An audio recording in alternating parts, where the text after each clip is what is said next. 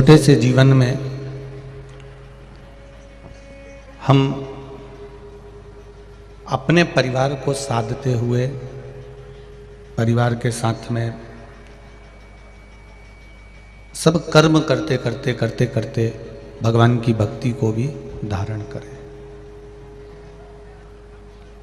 हम कभी इस व्यासपीठ से ऐसा नहीं बोले कि आप अपना घर छोड़ दो, आप अपना परिवार छोड़ दो, आप अपना घर छोड़कर कहीं तीर्थ में जाकर बैठ जाओ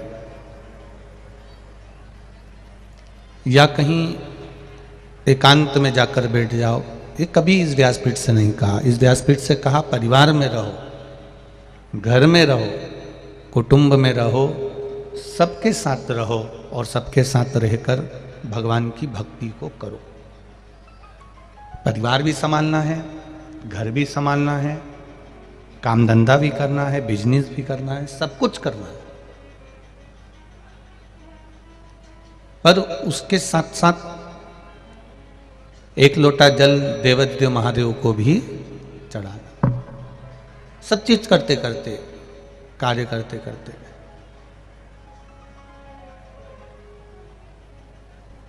दूसरे आपको खुशी देंगे या दूसरे आपको दुख देंगे, उससे हमको मतलब नहीं रखना। हमारी खुशी, हमारा खुश रहने का आनंद हमारे खुद के पास होना चाहिए, स्वयं के पास होना चाहिए।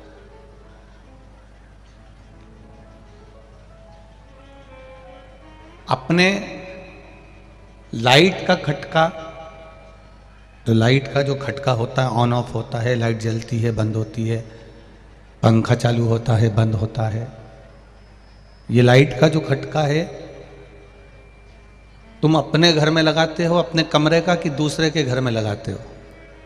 अपने कमरे का खटका अपने कमरे में होना चाहिए। माँ के कमरे में, पिताजी के कमरे में जो लाइट लगी है उसका खटका भी पिताजी के कमरे में होना चाहिए।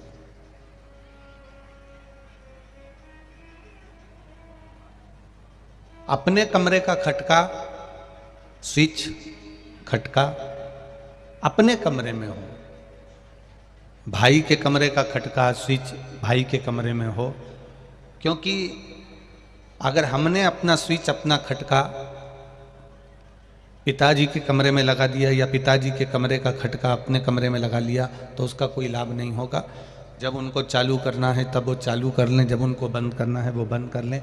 दूसरे पर आश्रित नहीं होना कि वो लाइट चालू करेंगे या वो लाइट बंद करेंगे या वो पंखा चालू करेंगे या वो पंखा बंद करेंगे। ऐसी आश्रितता हमको नहीं चाहिए। अपना कमरे का खटका अपने पास होना चाहिए कि अपन बंद कर दिया, अपन चालू कर दिया। उसी तरह इस मनुष्य देह में खुश रहने का खटका, ये आत्मा, ये मन भगवान ने आपको दिया है। आप स्वयं अपने आप में खुश रह सकते हैं, अपने आप में आनंदित रह सकते हैं। दूसरा आपको खुश नहीं कर सकता।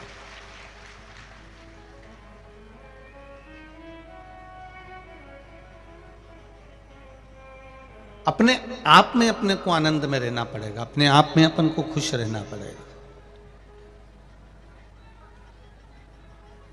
पीछे का साउंड चेक करो, पीछे का साउंड बढ़ा दो, सबसे पीछे का साउंड बढ़ाइए। अपने आनंद में अपने को रहना है। और जब हम अपनी खुशी के साथ अपनी जिंदगी जीते हैं, अपने आनंद के साथ अपनी जिंदगी जीते हैं, तो उसका एक सुख ही दूसरा है, उसका एक आनंद ही दूसरा है। एक बात अपनी जिंदगी में उतार कर रखिएगा। शिव महापुराण की कथा में से अपन कथा सुन रहे हैं तो अपनी जिंदगी में एक बात को उतारना। कमरे में बैठकर कितना भी रो लेना, दुख तुम पर है, तकलीफ तुम पर है, कष्ट तुम पर है, दुख तुम पर है, कर्जा तुम पर है। अगर कर्जा भी हो गया है, दुख भी आ गया है, कष्ट भी आ गया है, तकलीफें भी आ गई है, तो तुम पर आई है। अपने मकान में, अपने कमरे में, अपने घर में कितना भी रो लेना, पर दरवाजे पर कोई आए बेल बजाए, दरवाजा बजाए, जब दरवाजा खोलने के लिए जाओ तब उसके सामने रोकर मत जाना, प्रसन्न होकर जाना। अगर रोते हुए दिख गए तो वो तुम्हारी जिंदगी का फायदा उठाना प्रारंभ कर देगा। अगर तुम रोते हुए दिख गए, तुमने किसी से कह दिया साहब मैं कर्जे में हूं, तो फिर वो तुमको हल्के में लेने लगेगा, तुमको गिनेगा नहीं। तुमने किसी से कह दिया कि मैं दुखी हूं मेरी बहू से, फिर वो तुमको हल्के में लेने लगेगा, वो तुमको गिनेगा नहीं। मैं अपनी सास से दुखी हूं, वो हल्के में रहने लगेगा, तुमको गिनेगा नहीं। अपने दुख पड़ोसी कभी नहीं काटेगा। अपनी तकलीफ को अपने पड़ोसी या रिश्तेदार, नातेदार या कुटुंब वाले नहीं काटेंगे। आपके जीवन में अगर दुख है, आपके जीवन में तकलीफ है, तो वो कोई दूसरा काटने वाला नहीं होगा। किसी की सामर्थ्यता नहीं है कि कोई आपके दुख को काट दे। आपके दुख को आपको स्वयं को काटना है, क्योंकि कर्म का जो लेखनी है वो हमारे ऊपर लिखी हुई है। उस कर्म की लेखनी को हमें स्वयं काटना पड़ेगा। संत शिरोमणि परम पूज्य गुरु नानक देव जी महाराज,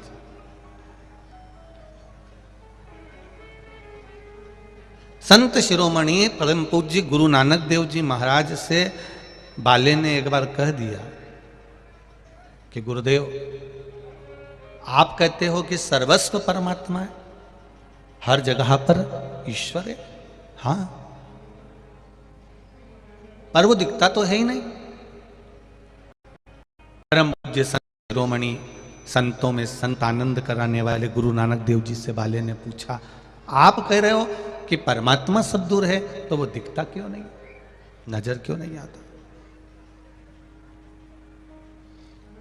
गुरु नानक देव जी ने कहा, बाले परमात्मा सब दूर है, पर उसको देखने के लिए दृष्टि कोई गुरु ही दे सकता है।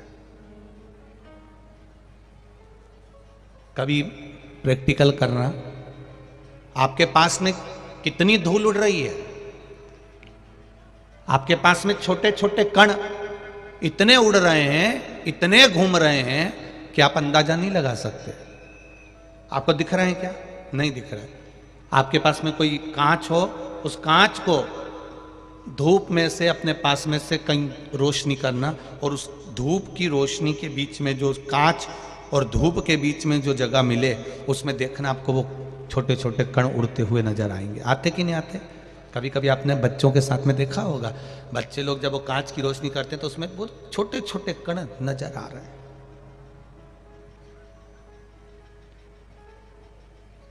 वो छोटे छोटे कण दिख रहा है। ये देखने के लिए आपको दर्पण की जरूरत पड़ी।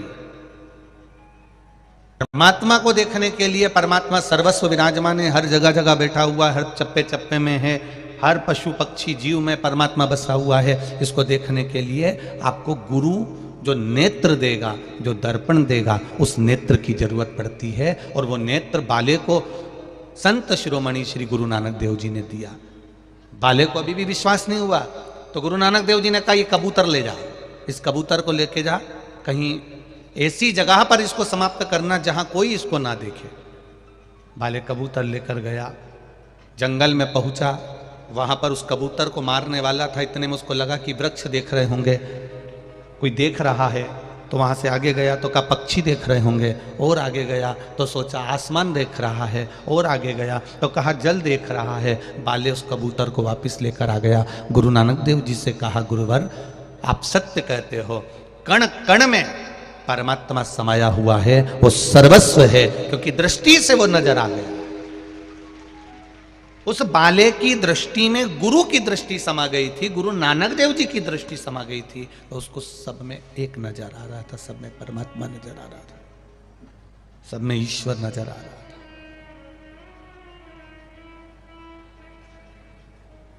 अकेले रोलोगे ना, चल जाएगा। कर्जा हो गया, तकलीफ आ गई, कष्ट आ गया, बीमारी आ गई, रोग आ गया, कोई दुख आ गया, आप खुद उसको भोगोगे और खुद उस दुख को समाप्त कर सकते हो। किसी दूसरे की सामर्थ्यता नहीं है कि वो तुम्हारे दुख को समाप्त कर दे।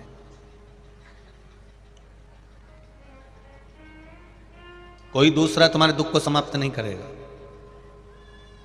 हम कह दें कि कोई आपसे कह दे कि सियोर वाला महाराज दुख को समाप्त कर देगा, तो मत मानना।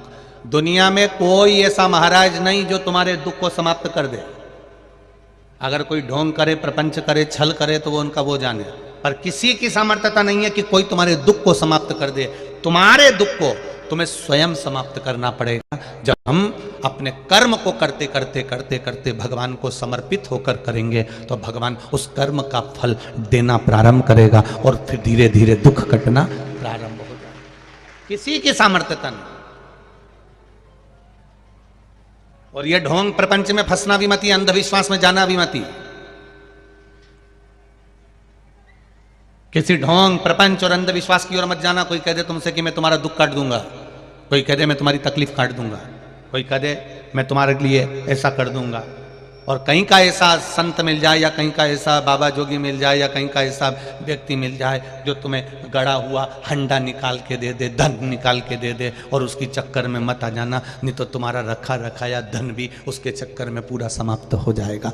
कर्म प्रथम है।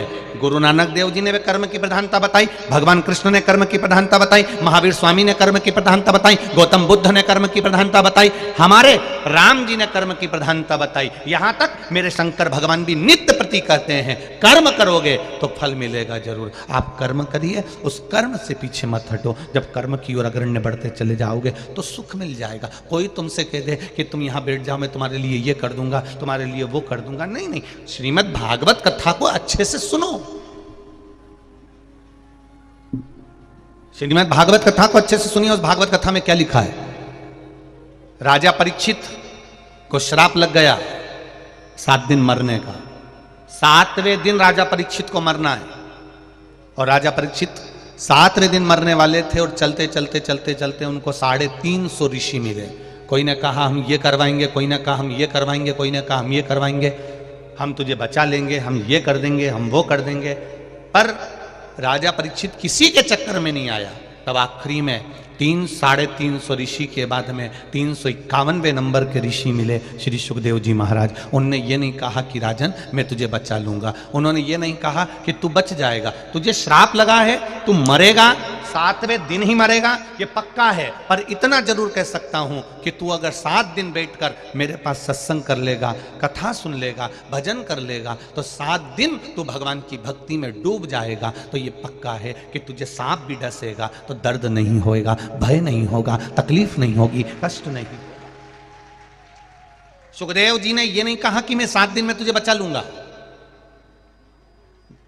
350 जितने मिले थे उन्होंने कहा था मैं तुझसे ये यज्ञ कराऊं, मैं तुझसे अनुष्ठान करवाऊं, मैं तुझसे ये करवाऊं, मैं तुझसे वो करवाऊं, मैं तुझसे ये करवाऊं, तुझे बचा लूंगा।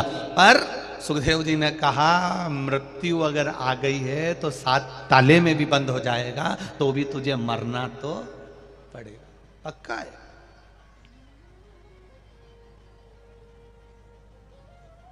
अगर यमराज के यहां रिश्वत चलती होती ना, तो जितने गरीब हैं, अगर यमराज के यहां रिश्वत चलती होती तो जितने गरीब हैं ना, सबसे पहले इन्हीं के प्राण जाते। क्यों? पैसे वाले 50 लाख रुपए उसकी अटैची भर के यमराज को दे देते और कह देते उसको उठाकर ले जा, जा ले जा उसको उठाकर। धनपति कभी मरता ही नहीं, करोड़पति कभी मरता ही नहीं, वैभवपति कभी मरता ही नहीं, सत्तापति कभी मरता ही नहीं।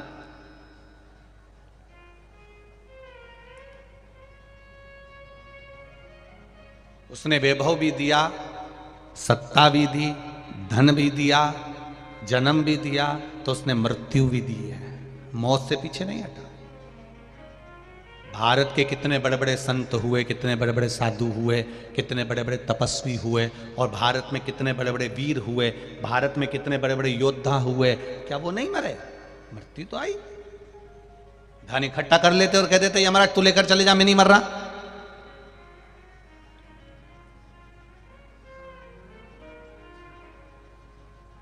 जिनके ऊपर स्वयं बल ही बल हो वो भी चले जाता है। ऐसा कौन बचा है मौत से? परंतु शिव पुराण कह रही है कि जिंदगी जीने के साथ में मृत्यु तक पहुंचने के बीच में एक रास्ता है, वो है परमात्मा की भक्ति का रास्ता, परमात्मा के भजन का रास्ता।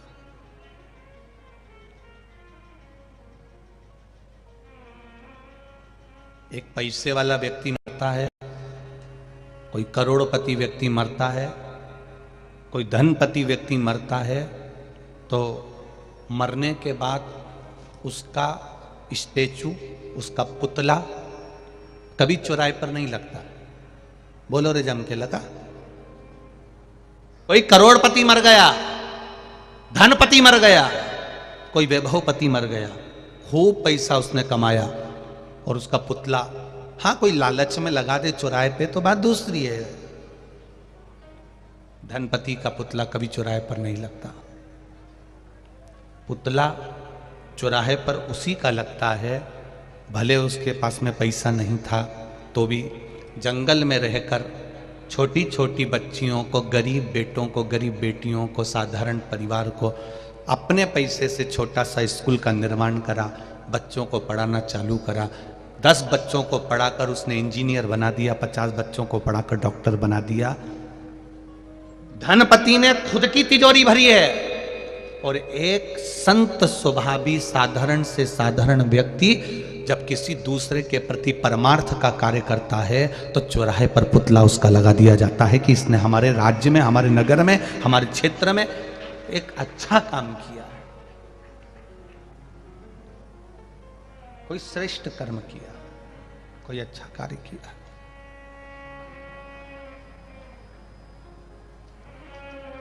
धन की कोई मूलता नहीं। हाँ, जरूरत पड़ सकती है,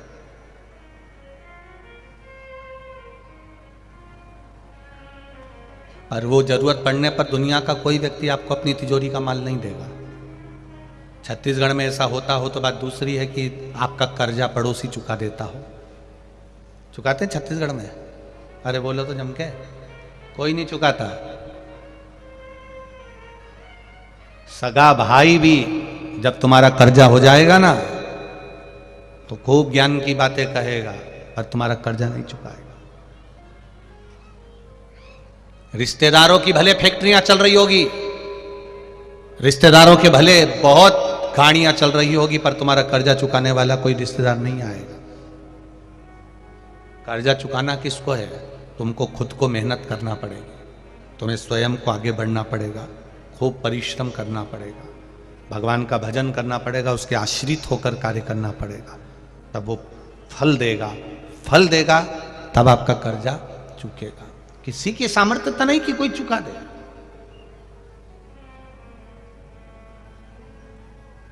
स्वयं को करना है, कोई दूसरे को नहीं।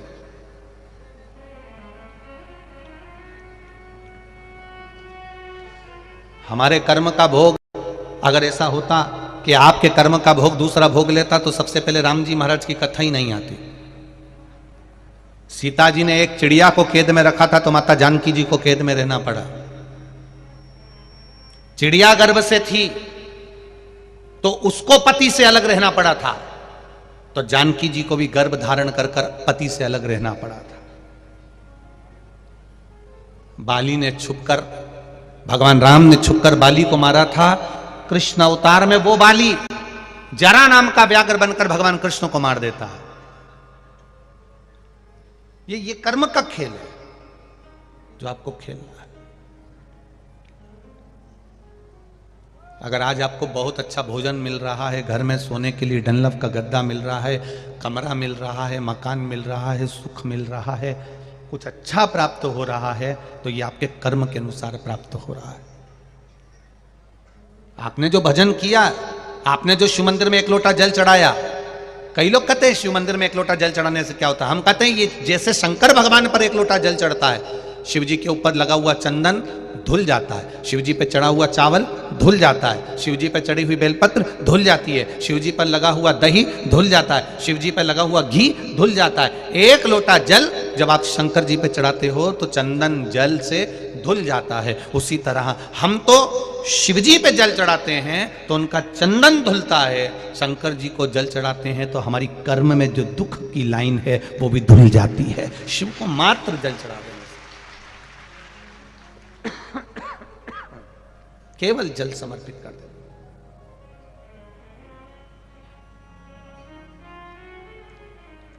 जाओ परमात्मा के द्वार पर जाओ। हम कभी नहीं कहेंगे कि तुम अपनी दुकान छोड़ दो, खूब कमाना, जितनी शरीर की कैपेसिटी है ना उतना कमाना।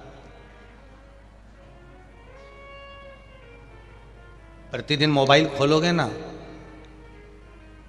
आय बढ़ाने का साधन मोबाइल पर बता दिया जाता है। बोलो सही है कि गलत है? नवयुवक लड़के लड़कियां जानते हैं, बेटे जानते हैं।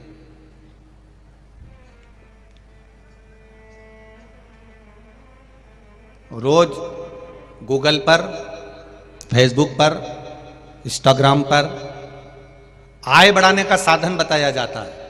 प्रतिदिन आप खोलोगे उसमें लिखा हुआ आ जाएगा कि वहाँ की एक लड़की ने 1 करोड़ रुपए कमाए, कमाने का तरीका हमारे पास है। वहाँ के एक लड़के ने ये गेम चालू करा और उसने 5 करोड़ रुपए कमाए, वो 5 करोड़ कमाने का तरीका हमारे पास है। जो जल्दी धनपति बनने की सोचता है वो एक दिन रोडपति बन जाता है। याद रखिएगा जरा।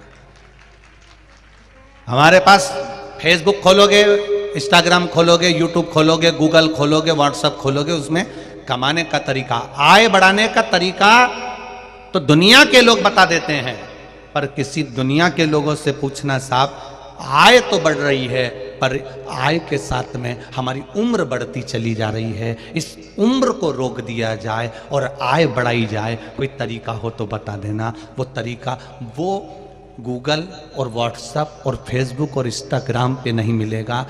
आय के साथ में उम्र बढ़ रही है तो ऐसी आय बढ़ने से कौन सा मतलब है? 24 घंटा दुकान पे बैठकर कमा रहा है, कमा रहा है, कमा रहा है, कमा रहा है। काले बाल थे सफेद हो गए, मुंडा में सोफा सेट था, पूरा सोफा सेट निकल गया, 2-1 सोफे के हत्ते रह गए, वो हाथ रखने के 2-1 रह गए, एक ही था, सब निकल गया। खिड़कियां खराब हो गई, अब उस पे चश्मा लगाया है, 2 तरह का है, नीचे से देखो तो दूर का, ऊपर से देखो तो पास का, 2 तरह का है। ये दरवाजा भी खराब हो गया, 25 बार कहना पड़ता है तब कुछ सुनाई देता है, बड़ा कठिन है। हमारा सनातन धर्म यह कहता है कि किसी भी धर्म की, किसी भी संप्रदाय की और किसी व्यक्ति की ना तो कभी हंसी उड़ाना है, ना कभी हमें अपमान करना, ना कभी हम हंसी उड़ाएं और ना कभी हम अपमान करें। एक बार गलती हो गई थी श्री काकभसुंडी जी से। रामचरितमानस का उत्तरकांड, आप सभी ने रामायण तो पढ़ी होगी, और रामचरितमानस का उत्तरकांड कहता है काकभसुंडी जी से एक गलती हो गई थी, वो गलती बड़ी प्रबल थी। काकभसुंडी जी शंकर भगवान की आराधना करते थे, शिव जी की भक्ति करते थे, शंकर की भक्ति में डूबे रहते थे। उनके गुरु श्री लोमश जी वो राम जी की भी भक्ति करते थे, शंकर जी की भी भक्ति करते थे, उनकी चित्तवृत्ति में जो बैठा उसकी भक्ति में रमे रहते थे। कभी कभी हमको ऐसा महसूस होने लगता है कि मैंने जो करा वो अच्छा करा और दूसरे ने करा वो सब बेकार करा। सास और बहू में जो झगड़ा होता है वो इसी बात पर होता है। सास कहती है मैं जितना कर लेती हूँ मेरी बहू बिल्कुल नहीं करती, पर बहू का जो शरीर है उसके हिसाब से वो अच्छा कर लेती है। ये समझो ना कि जिसकी जिसके शरीर की जितनी कैपेसिटी काम की, तेरी उम्र में जब वो आएगी तो पक्का है तेरे से ज्यादा काम करेगी। पर हम सोच रहे हैं कि अभी वो इतना काम करे। अब वो अभी तो शादी करके आई है, ब्याह करके आई है, 2 साल में 4 साल में 3 साल में तुम सोचती हो कि तुम्हारे जैसी हो जाए, तुम्हारे जैसा काम करने लगे। तो कमला इस अंदाजे में मत रहना। फिर तेरा नाम कमला, उसका नाम लीला, फिर वो लीला दिखाना चालू कर देगी। क्या मतलब का? हमको लग रहा है कि हमारे जैसा काम करे, नहीं हो सकता, कभी नहीं होगा। वो तो ना भविष्य थे। हां, समय की अवस्था ढलती जाएगी और समय अच्छा अच्छा गुरु, अच्छा अच्छा शिष्य, अच्छा अच्छा शिक्षक जो चीजें आपको नहीं सिखा सकता वो समय आपको सिखा देता है। समय आएगा सिखाएगा। आएगा एक लोटा जल, क्या काम आएगी एक बेलपत्री? दुनिया के लोगों को तुरंत रिजल्ट चाहिए, पर हम निवेदन करेंगे हमारे पास में कोई मंत्र या तंत्र की या विद्या की ऐसी पुड़िया नहीं है कि हम घुमा के तुम पे फेंक दें और फूक मार के उड़ा दें। सियोर वाले महाराज को ना तंत्र आता है, ना मंत्र आता है, ना विद्या आती है। केवल उसको तो शिव की भक्ति है, शंकर का भजन है और शिव का स्मरण, उसके सिवा कुछ भी नहीं, कुछ भी नहीं। और जो तंत्र मंत्र और विद्या के चक्कर में रहते हैं, झाड़ा फूकू के चक्कर में रहते हैं, भभूत के चक्कर में रहते हैं, एक दिन वही भूत बन जाते हैं। उसका कोई मतलब नहीं होता, कोई सेंस नहीं है। आपको स्वयं मेहनत करना है। अब ये लड़का अगर सिर फट गया तो इसमें सियोर वाला महाराज वहां नहीं जाता, ना सियोर वाला महाराज वहां पहुंचकर कुछ करता। करना तुम्हें पड़ा, शिव मंदिर तुम्हें जाना पड़ा, विश्वास तुम्हें जगाना पड़ा, भरोसा तुमको रखना पड़ा, दृढ़ता तुम्हें रखी। तुम्हें याद आ गया, शिव पुराण में महाराज जी कहते एक लोटा जल चढ़ा समस्या निपटेगी, और वो जल चढ़ाने के लिए भाग पड़ी। उसका विश्वास भी तो जागा, उसकी दृढ़ता भी तो जागी। अब तुम्हें तो चाहिए कि महाराज कुछ ऐसा कर दें कि मेरे घर में करोड़ों का धन आ जाए, तो वो दूसरे महाराज होंगे जो करोड़ों का धन, तुम्हारा धन निचोड़ के और करोड़ों का धन भर दें, वो दूसरे हो सकते हैं। यहाँ तो केवल शिव की भक्ति है। भगवान के दरवाजे पर जाओ, कर्म के साथ भजन करो, मंत्र का जाप करो, श्री शिवाय नमस्तुभ्यम, दिल से कहो। आप लोग कुबेरेश्वर धाम कभी गए होगे? कौन कौन गया है कुबेरेश्वर धाम? अच्छा गए हो आप लोग? हाँ रखो। कभी जिंदगी में कुबेरेश्वर धाम जाना तो सीहोर स्टेशन से उतरकर जब आप कुबेरेश्वर धाम पर जाएंगे तो वहां पर आपको कोई तंत्र मंत्र विद्या नहीं दिखेगी। कंकर उठाओ, पूजन करो और बस भजन करो, भोजन करो, सो जाओ। ना तो वहां पर कोई वीआईपी ट्रीटमेंट है, हॉल बना हुआ है, गद्दे मिलते हैं, रजाई मिलती है, कंबल मिलता है, बिछाओ, सो और भोजन करो, और आए हो तो सेवा करो, कंकर शंकर की पूजन कर लो, बस इतना, कुछ भी नहीं बाकी। और दिल से कहकर आते हो। आप में भी कई लोग ऐसे होंगे जो एक बार नहीं कम से कम 3 से 4 बार गए होंगे कुबेरेश्वर धाम पर। ऐसे कई लोग होंगे जो कम से कम 3 से 4 बार, ये देख लो माताएं हाथ हिला रही हैं, हम भी 2-3 बार हो जाए। कई लोग 3 से 4 बार गए होंगे बाबा के धाम में कि बाबा से हम विनती करके आए थे और बाबा ने हमारा कृपा करी, बाबा ने हमारी। तो ये दिल से आप जो कह रहे हो, आप विश्वास रखकर जो करोगे उसका फल मिलेगा, भजन का।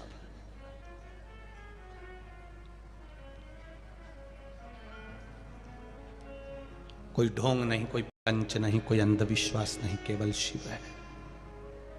काकभूषणी जी शिव को मानते हैं, लोमश बाबा राम और कृष्ण शिव सबको मानते हैं, राम और शिव को मानते हैं। एक दिन काकभूषणी जी और लोमश बाबा जो काकभूषणी जी के गुरु हैं,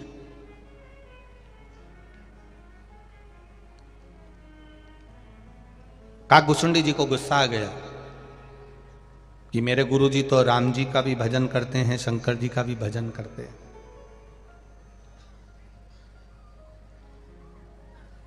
देवों में देव महादेव। काकभुशुंडी जी ने कहा मैं तो केवल शिव जी का भजन करता हूं, बाकी का किसी का नहीं। अब ये काकभुशुंडी जी को अपने मुख से नहीं कहना चाहिए कि मैं केवल शिव जी का भजन करता हूं, बाकी किसी का नहीं।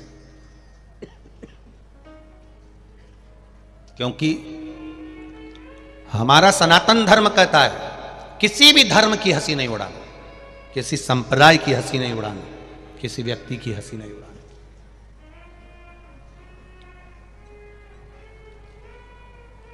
हम क्यों हंसी उड़ाएं किसी की?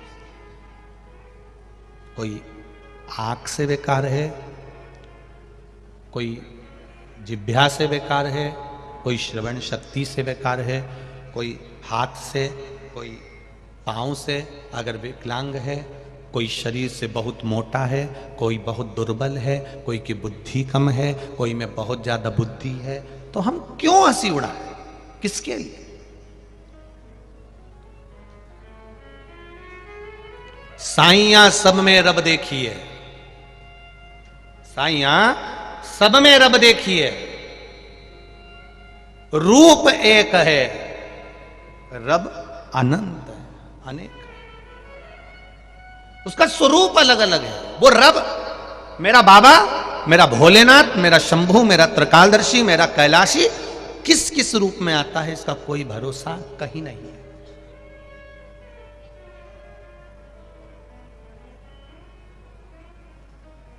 वो लाइन याद आती है, कभी प्यासे को पानी पिलाया नहीं। आगे सुना ना जरा छत्तीसगढ़ वाली जीजियो, बोलो रे जीजा हूं, तुम्हें याद है? हाँ बोलिएगा। कभी प्यासे को पानी पिलाया नहीं, बाद अमृत पिलाने से क्या फायदा। सास जिंदा थी तब प्रणाम नहीं करा, सास जिंदा थी तब नमन नहीं करा, सास जिंदा थी तो चिल्ला के दौड़ती थी, और सास मर गई तो इतना पल्लू लेके अब रो रही। अब वो मर गई और अब अर्थी पे पड़ी, तब सास के पास में खड़ी हो के रो रही। और फिर क्या कर रही? सब परिवार वालों ने बोला पांव पड़ ले, पांव। अब पांव के पांव छोड़ नहीं रही पांव। फिर गांव के दो चार लोग आए, उन्होंने उसको उठाया। क्या पता कौन से नाटक का सीरियल कर रही थी, भगवान जाने। अब उठाया उधर लेके गए, फिर चिल्ला के मां, फिर पांव पकड़ लिया हमारी माता, हमारी सास। अब की बार जो जम के मारा,